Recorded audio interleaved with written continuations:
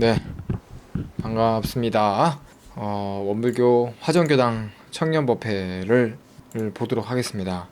각자 우리 코로나가 지금 극복되기를 위해서 지금 열심히 우리 청년들 다 기도하고 계시죠?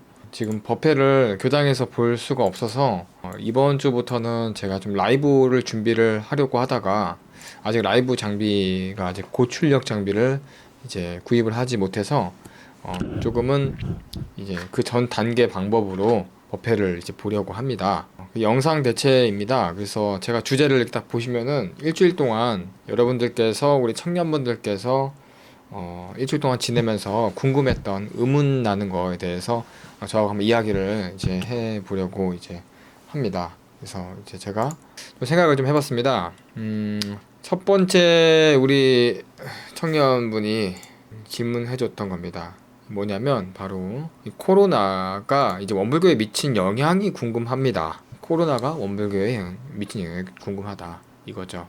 뭐 이거는 종교 대부분이 다 지금 종교적인 그런 집회죠. 다들 아시겠지만 이 감염병이잖아요. 이게 지금 집단 감염의 위험이 있는 이제 원불교의 그 법회 이제 집회를 이제 정부의 방침에 따라서 원불교도 같이 멈추고 있죠. 그러면서 이제 많이들 지금 하고 있는 그게 이제 온라인으로 법회를 많이 이제 보려고 계속 시도를 하고 있어요. 그래서 뭐 사회적인 문제들은 다들 알겠지만 원불교회는 지금 그렇게 지금 움직이고 있습니다. 법회를 보지 않고 계속 온라인으로만 대체를 이제 하고 있어요. 영상으로 실시간으로 하는 교당도 있고 뭐 저처럼 이렇게 실시간 준비하는 교당도 있고 저는 옛날부터 준비를 하려고 했잖아요. 그래서 지금 계속 준비를 하고 있는데 좀 더 생각을 해봤어요. 이게 어떤 영향을 지금 주고 있는가. 여기까지는 뭐 다들 알고 있기 때문에 이거가 궁금한 것 같진 않아요. 우리 청년이 어떤 미치는 영향이 어떤 게 궁금한가 생각을 좀 해보니까 아무래도 뭐 영향이라고 하는 건 결과적으로 볼 때는 좋거나 나쁘거나 하는 영향을 주겠죠. 좋은 영향을 주거나 아니면 뭐 나쁜 영향을 줄 것 같은데 좋은 영향은 주지는 못할 것 같습니다. 뭐 경제적인 문제나 뭐 교육적인 문제나 이 사회적으로 계속 하락하고 있죠. 어떤 주가가 하락한다. 그다음에 사회적 문제가 계속 강등되고 있다. 이렇게 되고 있고 뭐 국제 뭐 경제들도 어떻게 될지 모른다. 이렇게 얘기가 나오고 있어요. 그리고 우리나라뿐만 아니라 전 세계적으로 굉장히 많은 사망자들이 나오고 있으시죠. 그러니까 지금까지 싸워온 걸 보면은 전 세계적인 사람들이 다 볼 때 이 코로나로 인해서 엄청난 돈에 대한 리스크가 클 거라고 예상을 하고 있고 실제로 지금도 그런 반응들을 계속 보여주고 있다는 거예요. 그다음 원불교는 어떠한 영향을 받고 있는가? 이것도 중요하죠. 원불교는 법회를 일단 못 보기 때문에 일단 교도님들이나 신자 교도님들이 지금 같이 이제 공부를 할 수가 없는 상황에 있죠. 근데 이제 중요한 것은 원불교에서 가장 중요하게 바라보는 것이 내 마음을 잘 사용하자는 것. 이것이 제일 중요하죠. 그래서 그것은 대상을 놓고 하는 게 아니죠. 신을 믿고 복을 구하는 게 아니잖아요, 우리가. 그렇기 때문에 이 신앙과 이 수행이 바로 나한테부터 있기 때문에 나 자신에게부터 비롯되는 거기 때문에 리스크가 그렇게 크다고는 볼 수가 없다고 보는 거예요. 우리 종교는. 하지만 우리는 이렇게 이야기를 많이 하죠. 이 질병이라는 걸 제가 좀 이야기해보면 질병이라고 하는 것은 감염과 병을 일으키는 걸 질병이라고 하는데 이 질병은 과학과 문명이 점점 발달하면서 그 원인이 계속 생겨나고 있다는 거예요. 예전에부터 이렇게 많이 생겨왔지만 그 유전자들이 계속 변이하면서 다양한 뭐 이런 바이러스들이 생겨나게 되는 거죠. 옛날에는 우리가 이제 과거에는 이 질병에 대한 관리를 질병이 발생한 후에 바로 이제 치료를 했다고 하면 이제는 좀 더 생각을 바꿔야 된다고 해요. 이제는 그 질병이 왜 생겼는가? 우리가 어떠한 환경을 개선해야 되는가? 그러니까 우리가 항상 은혜를 받고 있는 이 환경이라고 하는 이 자연이라고 하는 이 자체 거기를 조금 더 그쪽 관점을 더 많이 봐야 된다는 거죠. 제가 볼 때는 그래요. 종교, 원불교, 우리 특히 원불교는 원불교가 시작된 개교표가 있잖아요. 다들 우리 알죠?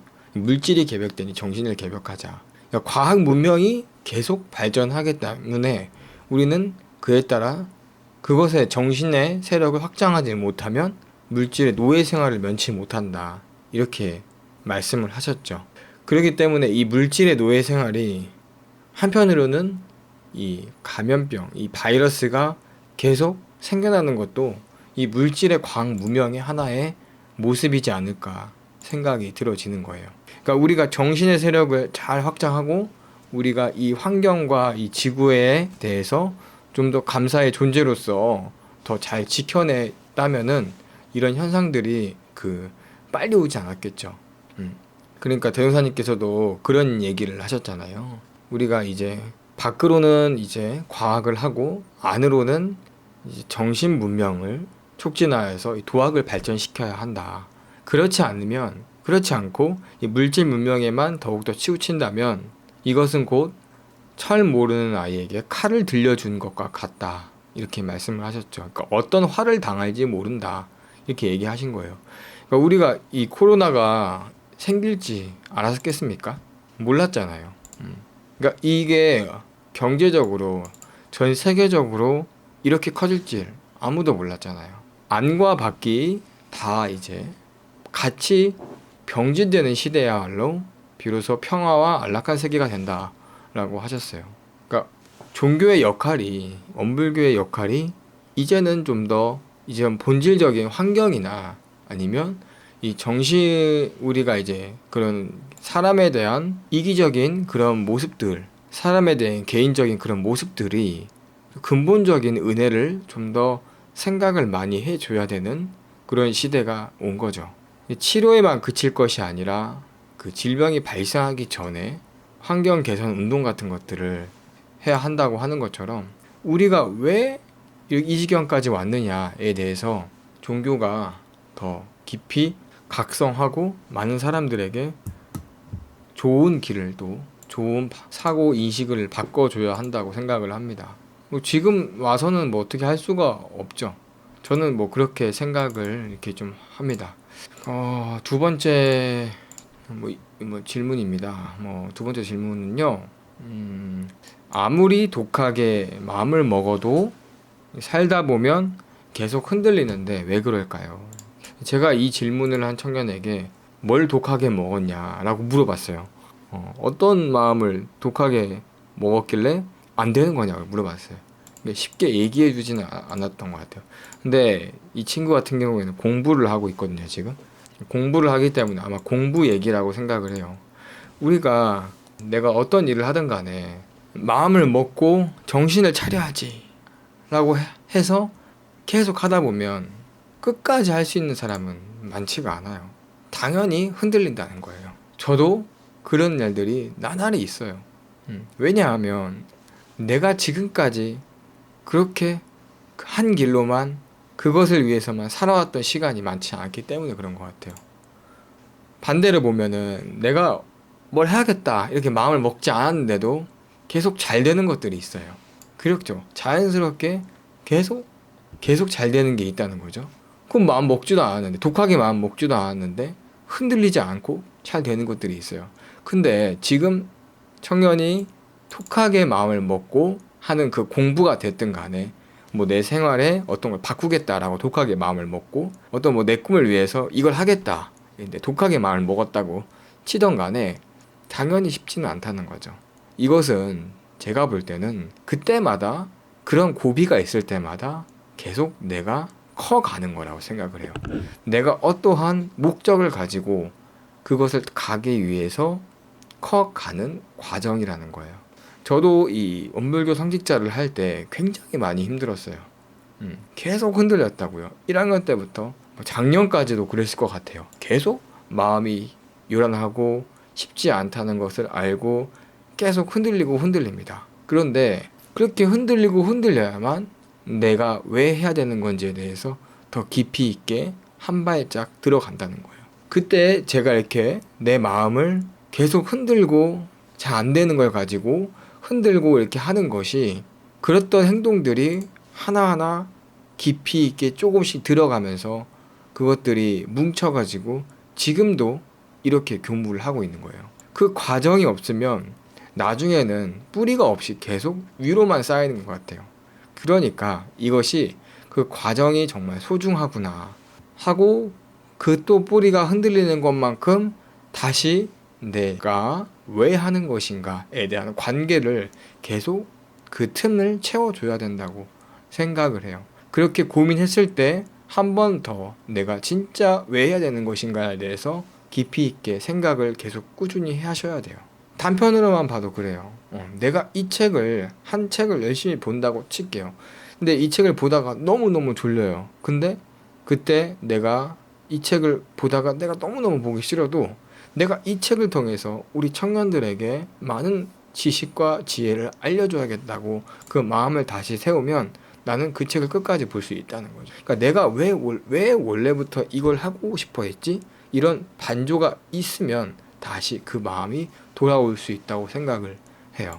그러니까 사람은 어떤 환경과 어떤 분위기 속에서 계속 변화하겠죠. 그 바람이 봄바람이 될 수도 있고 정말 차디찬 겨울바람이 될 수도 있어요. 하지만 그 바람을 통해서 우리가 그 바람이 그냥 자연스럽게 지나갈 때까지 그때까지는 가만히 내 마음을 조용하게 바라보는 것도 중요한 지혜인 것 같아요. 대종사님께서도 뭐 수행품 5장에 이렇게 말씀하셨죠. 제가 굉장히 좋아하는 얘기인데 공부하는 사람이 공부에 정성이 있고 없는 것은 그 공부가 바로 자기의 앞날에 중대한 관계가 있는 것을 아는 연고라. 이 관계를 아는 사람은 공부하기에 비록 천만 고통이 있을지라도 이를 능히 극복할 것이며 라고 말씀하세요. 하지만 이 관계를 알지 못하는 사람은 공부하는데도 인내력이 없을 것이요. 이 공부나 사업하는 것이 내 일을 하는 것이 아니라 남의 일을 하여 주는 듯한 감을 가지게 된다. 그러니 내가 어떠한 관계가 있는 것인지 냉정한 정신으로 한 번 더 생각해 보라 라고 이렇게 말씀을 해 주시는 거예요. 그러니까 지금 내가 흔들리고 있다면 냉정한 정신으로 내가 이 공부와 이 일과 어떤 관계가 있는지 깊이 한번 바라보셔야 합니다. 그러니까 제가 뿌리라는 얘기를 좀 더 해드릴게요. 여러분들 뿌리가 깊어야 당연히 바람이 많이 불어도 쓰러지지 않겠죠. 그러니까 대산종사님께서도 이런 말씀을 하셨어요. 사람이 정말 큰 일을 하려면 그런 숨은 적공의 시간이 필요하다고 하셨어요. 그게 몇 생을 통해서 적공을 쌓아야 할 수도 있다고 합니다. 그래야 바로 그 깊은 뿌리가 있어야만 엄청난 결실의 조화를 부릴 수 있다고 하셨어요. 그렇기 때문에 내가 지금 흔들린다고 해서 걱정만 하고 있으면 그것은 굉장히 안타깝다고 하셨어요. 그러니까 우리가 내가 정말 큰 꿈을 꾸고 있다면 지금 내가 뭐 좀 안 되네 라고 그렇게 생각을 해도 그것이 결과가 좋지 않네 라고 생각을 해도 그것은 결국 걱정만 하는 것은 안타까울 뿐이라고 하신 거예요. 그러니까 내가 엄청나게 그 적공, 그 공을 들이는 시간을 공을 쌓는 시간이 많이 필요합니다. 그래서 뿌리가 깊지 못한 나무는 무성할 수가 없고 기초가 튼튼하지 못한 건물은 수명이 길지 않다고 하셨죠. 그래서 우리 청년에게 어떠한 도움이 됐을지는 모르겠어요. 근데 내가 아무리 독하게 마음을 먹어도 살다 보면 계속 흔들린다. 이거요.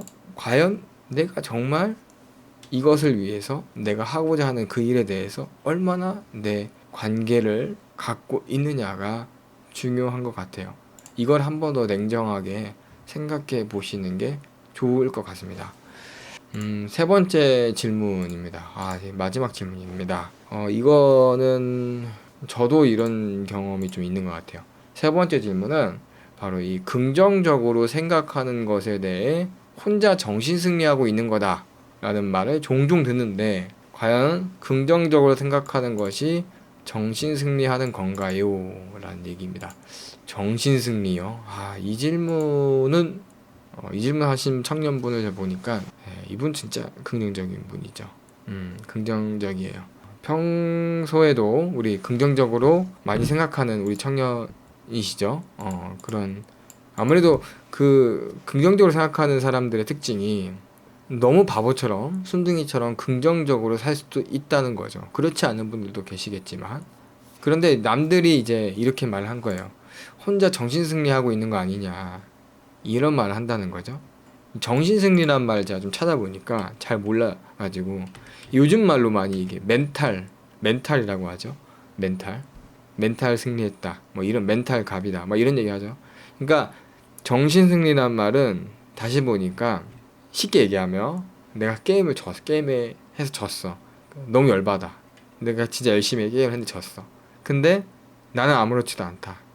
그렇게 하기 위해서 나를 조종하는 거. 이거죠. 정신승리한 거. 맞죠? 어. 그러니까 이게 남들의 시선에서 보면은 모르겠어요. 남들의 시선에서 보면은 분명 내가 패배한 거예요. 패배한 거 내가 진 건데 그러니까 혼자 그것을 벗어나기 위해서 긍정적으로 그냥 돌려버리는 거잖아요. 마음 공부를 제가 볼 때는 정신을 차리는 거 이게 굉장히 중요하죠. 정신을 차리는 것에서부터 시작을 하는데 마음의 정을 찾는 거죠. 그러니까 내가 멘탈이 흔들리는 거 거기서 멈추는 거 그렇기 때문에 멈추는 것까지는 굉장히 좋은 거죠.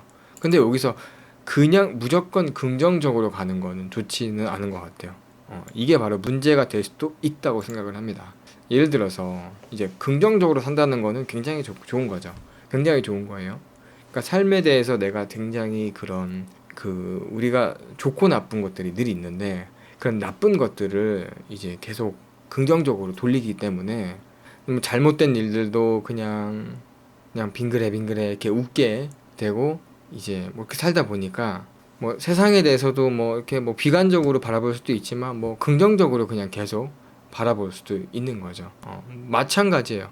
내 삶도 그냥 물 흐르듯 그냥 긍정적으로 그냥 그렇게 살아가는 거죠. 이게 적당한 게 필요한 것 같아요. 여기서 그러니까 적당히 내가 나에 대한 문제 의식을 갖고서 나를 비판적으로 삶을 지적해 볼 필요는 있다고 생각을 해요.